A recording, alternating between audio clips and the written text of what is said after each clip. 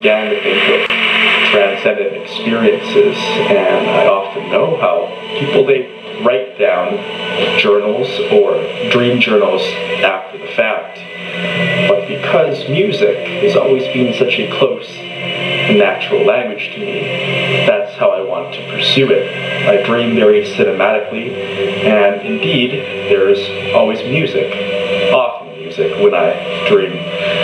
Not the same music as came out when I awake, because what I find is that it takes my sleeping impressions, what is embedded into my head for my self-consciousness, and that space gets permeated when I'm waking. So it's really a fusion, a hybrid, if you will.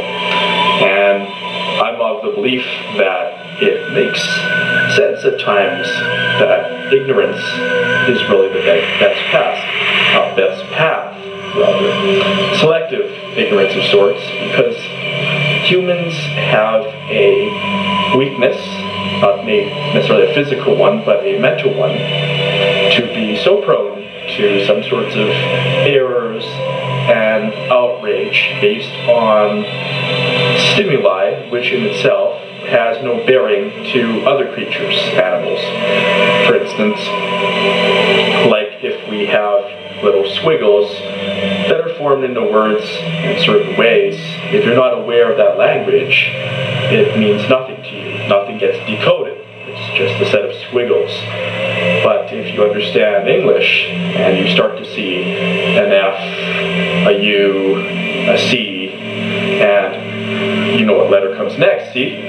The brain functions against itself sometimes as a pattern recognition machine. And that is what sets off people's emotion states. And that often concerns me, because the people who understand how to use these processes, be they mentalists who proclaim that, of course, their powers are not mystical founded, to unfortunate charlatans and quacks who are irresponsible, try to fleece others who are unsuspecting, who aren't aware, who are ignorant in the wrong kind of ways.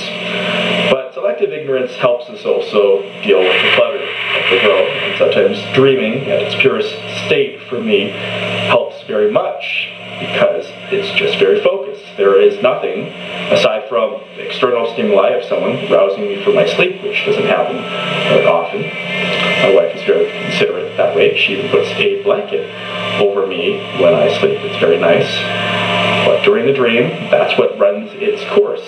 Things can settle from a day. I may come across a solution which has perplexed me, and it's like the unnecessary cruff, the crap, the slop, the spam is all filtered out. So making that closest bridge, that's why sometimes right after sleep, there's a small cat here, Shizuni, she's a very nice cat, I will try to make the most direct path from that dream into the waking state. That's one of the most effective means of composition, because when I'm awake for too long, then I start to dwell on the things which sometimes aren't so important. For instance, the peculiarities of the weather.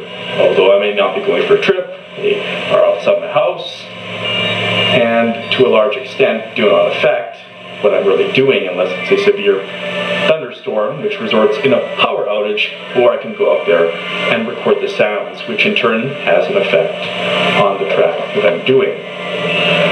Keeping in tune with all that, though, is important from time to time. I find there's a great relief in waking from a dream